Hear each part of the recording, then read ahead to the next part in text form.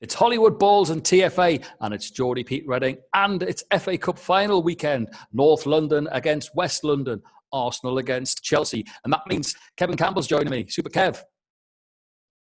Hey, Geordie, Pete, how are you? Good to be on with you, my man. It's brilliant and exciting as well, because it's the traditional, it's the curtain raiser as it used to be known. Of course, it's different this year, but every game is different. But we're just looking forward to a great cup final, correct? Yeah, looking forward to a London derby, a battle. We know there's a lot of London pride at stake. And, the neutrals, Pete, will have to pick your team, won't you, Pete, who you're going to be supporting. So exactly. I know who you're going to be supporting on the day. And listen, this used to be an all-day affair. You used to get up in the morning as a kid, Pete. Used to watch all the build-up all the way through to the game, etc. So things have changed now. There's no crowd there, but there's still a hell of a lot at stake. You're right. I mean, it was always made a day of, you would get up and you would watch the players come, leave the hotels first and foremost in their finest, like you are today. And also, you would see the coaches arrive at Wembley, the players disembarking to go and get ready. The whole build-up of the game. And then, of course, the teams come out of the famous stadium. And it normally is, it's a cracker. And as you say, for the neutral, because let's have it right, both sides are in good form. They've come off the back of good wins at the closing end of the Premiership. So we should be in for a cracker. I certainly hope so, Pete. Look, both teams have got the possibilities and the players, the talent, to make it a really good spectacle for the fan bases. I just believe this is the type of game where somebody unknown might just appear and produce something. And I'm hoping that might be someone on the Arsenal side, obviously. But just the same could happen for Chelsea, because we know what quality they have and possess. So, I hope it's a great game, and, I just hope Arsenal take it.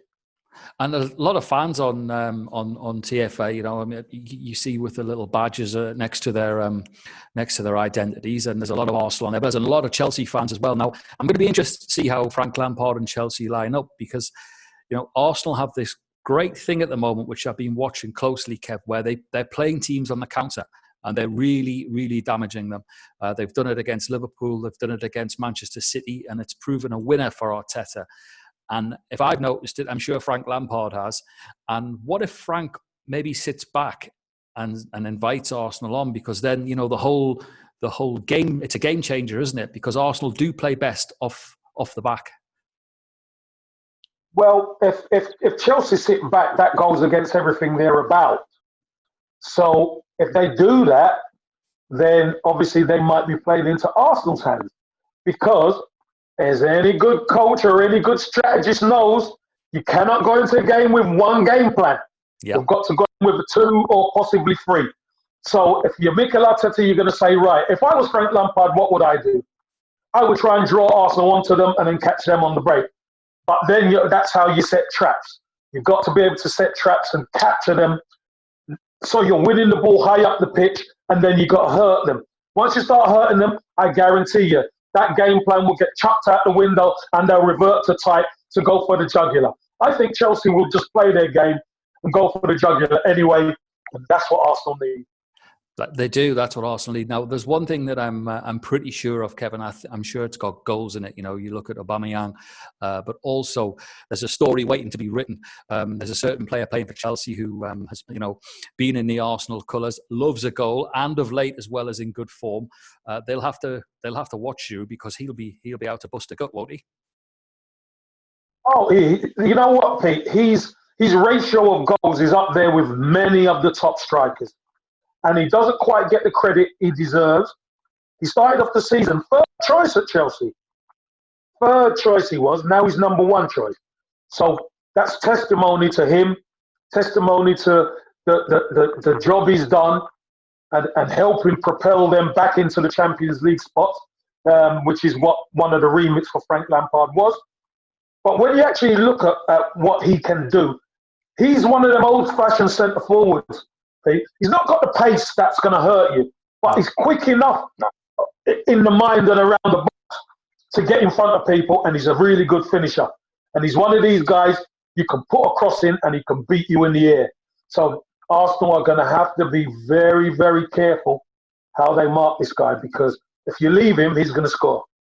Yes, there's a couple of interesting stats and differences for this cup final, because it is in a different environment now. The name, first of all, it's going to be the Heads Up FA Cup final after Prince William's charity. So it's going to be basically raising mental health awareness, which is fantastic. So the Heads Up FA Cup final. And the referee is making a big stat. Basically, he'll be the first referee since the early 1900s, I think, Anthony Taylor, to referee more than one FA Cup final. And that is due to the pandemic, so that his family will get the chance to come along and support him. So two nice features for this year's cup final. Yeah, two nice features. Look, with the FA Cup, it tends to break records or have great features, great storylines, and they are two fantastic storylines. Mental health is especially now during this difficult time. I think it's a great chance to be able to get people talking about it, get charity money in the coffers to help people, because a lot of people need the help. Yeah. And obviously the referee and his family being able to come to the game and be the only referee, to referee the FA Cup final twice is another great feat, isn't it? So, two boxes ticked there, and what a great storyline. And other boxes to tick. People, just so that you know, it's not just about the FA Cup glory on offer here. If Arsenal win and do the business, they will take a Europa League place to play in Europe next season, which will possibly open the purse strings for Arteta to strengthen on the back of being in Europe. But also, people are forgetting here, everyone's saying Chelsea are, it's all they've got to play for. Chelsea are still involved in the Champions League. So for Arsenal fans, you may be thinking that Chelsea might just have one eye on that next tie, but pivotal for both clubs because, again, as you said, though, it's a derby, but there's a lot to play for. There's silverware. There's silverware to play for, and the FA Cup, it's been kind of diminished over the years, that it's not quite the same, and some teams in the early rounds play a weakened squad. Believe you me, this means a hell of a lot to both these teams. There are two new managers at both clubs. Now, it's the first bit of silverware that these managers could win in their managerial career. This is massive for both managers and for both clubs. I want it to be Arsenal, obviously. Frank Lampard and the Chelsea fans on TFA want it to be them. But the Arsenal fans on TFA, we're going to shout more. We're going to go for Arsenal, obviously. We need it. We need it more. They've qualified for the Champions League. We've had Mikel Arteta's our third manager of the season. It's been an up and down season for us. But Mikel Arteta is changing everything. He's changing the mindset. He's changing the way people look at the game. He's changing the quality of the players, both on and off the pitch. He's making such a difference in such a short time.